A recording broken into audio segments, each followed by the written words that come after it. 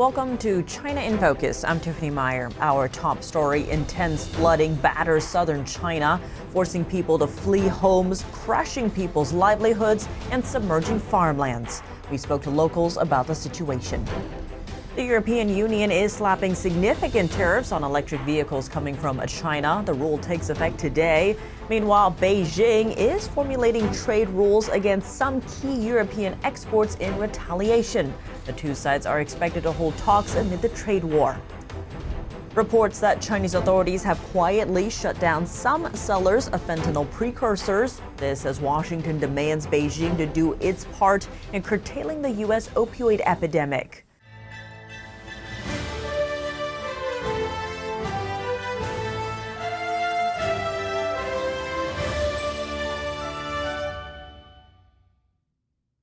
Southern China is still reeling from massive flooding. Over 90 rivers have swelled above warning levels. Floodwaters still rising. In one province alone, over 1 million people have been affected. NTD heard from residents about their desperate situation. Here's more. One county in Hunan province was hit especially hard, the worst flooding in 70 years. Most of the county's districts have been affected. A large swath of mountainous areas are now cut off from the outside world. Local residents told NTD they suspect authorities opened a dam's floodgate to discharge waters without telling them. We have distorted the residents' voices to protect their identities. Why would the local river all of a sudden rise so high? The local dam must have discharged water overnight. Our entire town has been submerged. A man was swept away by the floodwaters. His body washed up this morning. Another resident said the power went out as soon as the floodwaters hit the town. We live next to a river, so our situation is even worse. The first floor of the building has been submerged. We tried moving our stuff, but it was no use. There wasn't enough time. Authorities haven't announced the number of people killed by the floods. A local resident telling the Epoch Times officials are censoring that type of information. In nearby Anhui province, over 1 million people have been affected. One resident said officials opened the floodgate of a local dam without warning residents. After the floodgates were opened, those living downstream didn't have enough time to evacuate. Our local county has been submerged by floodwaters. I heard people have drowned. In Hunan, the water breached a dam. Floodwaters poured through, submerging local farmlands. Now we can only wait for the water to dry up and then rush to plant, hoping to minimize the losses. Around 200 MU, 33 acres, could have been damaged.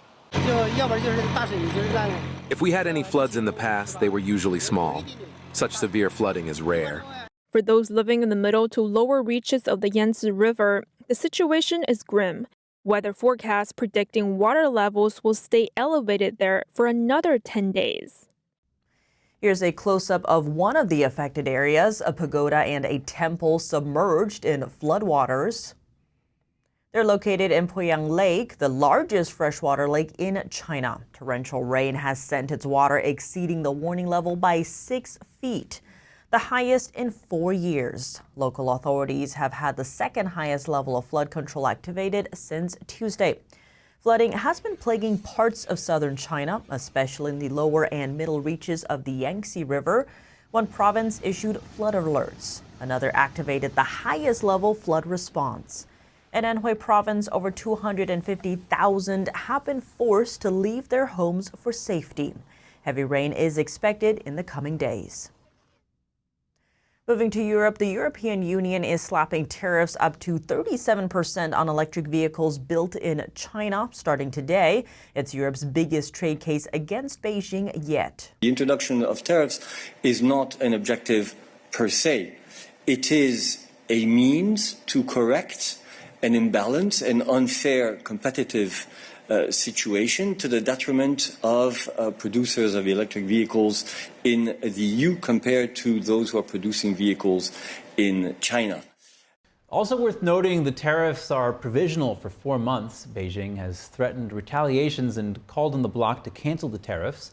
It's been in talks with Brussels since last week and is likely to continue. The announcement is a blow to China, which is already in a trade war with Washington. President Biden said he would quadruple tariffs on Chinese EVs to 100%. The European Union is the largest overseas market for Chinese electric cars.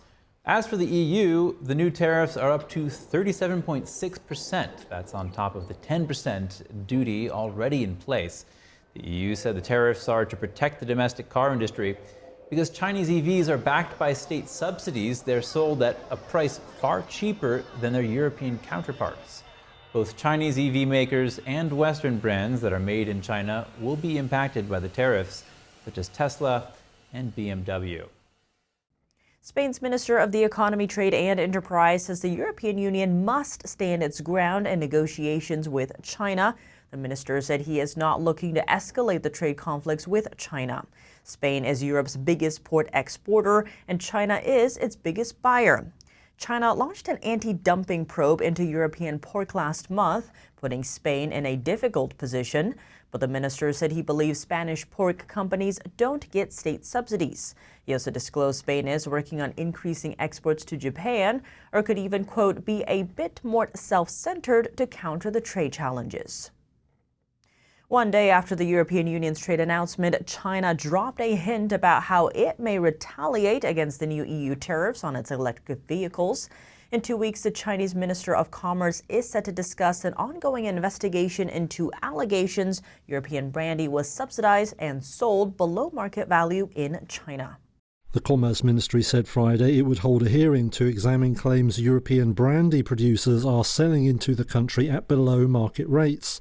Officials have also referred to another probe into EU pork exports. Analysts say the targets were chosen to pressure Spain and France, which have been among the strongest backers of the new levies. Reports in state-backed media indicate other possible targets for retaliation. That could include dairy products and luxury cars. The EU tariffs have also divided opinion in Europe. German automakers have called for them to be scrapped, fearing they could be a target for Beijing's response. Chinese EV brands are set to make a large number of their cars in Mexico. The idea is to take advantage of North American trade rules, which could help China in the wake of fresh tariffs on Chinese-made electric vehicles. The White House is set to impose a 100% tariff on electric cars coming from China. But China could use the U.S.-Mexico-Canada agreement to get around them.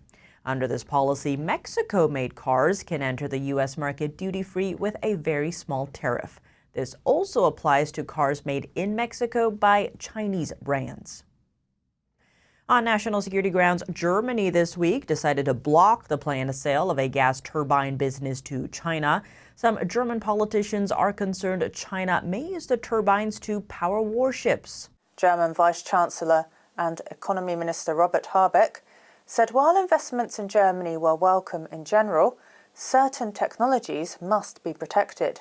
The restriction we have to adhere to by law is that we protect the technologies which are relevant to public order from information flow, or if there is a danger to public security and order because of the influence from countries which maybe not always have a friendly relationship with us. MAN Energy Solutions, part of the Volkswagen Group, said in June 2023 that it planned to sell its gas turbines business to a Chinese gas turbine company that belongs to a corporation that dominates the Chinese shipbuilding industry. In 2022, Germany blocked the sale of one of its semiconductor factories to a Chinese-owned tech company because of security concerns. Moving on to fentanyl control. China is reportedly quietly taking steps to limit the availability of fentanyl precursors in the country. It comes as drug-related deaths in the U.S. surge. According to a Wall Street Journal report, Beijing has shut down some sellers of opioid precursors and says it will soon impose regulations on 3 other chemicals. The reported efforts come after President Biden met with Chinese leader Xi Jinping in San Francisco last year. Most U.S.-bound fentanyl precursors are made in China. They are often sold to Mexican cartels for further manufacturing before being smuggled into the United States. The opioid epidemic has been a flashpoint in U.S.-China relations. America records tens of thousands of deaths from fentanyl overdoses every year. Earlier this year, a report by the House Select Committee on the CCP said Beijing is directly subsidizing the industry through grants and tax rebates. Last September, Washington placed Beijing on a blacklist of major drug-making countries, along with others like Mexico and Colombia. Taiwan reporting more Chinese military activity off its coast on Friday. The Taiwanese government is now calling on Beijing not to escalate tensions after its seizure of a Taiwanese fishing boat. Taiwan's defense ministry said that just before 7 a.m. local time, it detected 26 Chinese military aircraft carrying out a joint combat readiness patrol with Chinese warships. The Chinese aircraft flew into airspace near the north, center, and southern part of Taiwan. Taiwan has detected at least 127 Chinese military aircraft operating near the island since the start of this month. Earlier this week, Chinese Coast Guard officers boarded and detained a Taiwanese fishing boat off China's southeast coast. The Taiwan Coast Guard called the move from Beijing political manipulation, which undermines cross-strait relations. James Zimmerman, a lawyer based in Beijing, says that several companies have asked him about risks facing their Taiwanese personnel. Data shows around 180,000 Taiwanese were working in China in 2022, some of them for multinationals. Some of their employers are worried about Beijing's vague definition of pro-independence. It seems the guideline could be used to target people simply for posting online about political issues in Taiwan or for voting for a particular Taiwanese political party. But Chinese authorities say most Taiwanese don't need to worry about the new rule and that people come to China, quote, in high spirits. Taiwan President Lai Ching-te has denounced China's new guidelines. Taiwan also warned its people about the risks involved in traveling to China. Last year, China detained at least 8 retired Taiwanese officers and academics on formal exchange programs. That's all for today's China in Focus on YouTube. We're now sharing a shortened version of our program here after being demonetized for 3 years. If you'd like to support us, consider donating. Find us at donorbox.org/China-in-focus or subscribe to our partner platform Epic TV, where you can watch our full episodes. Just click the link down below. Here's what to look out for in our second half. The Philippines says it will hit back just as hard if China attacks again. What would this mean for the U.S. as a Philippine Defense Treaty ally? Thanks for watching China in Focus. I'm Tiffany Meyer. See you soon.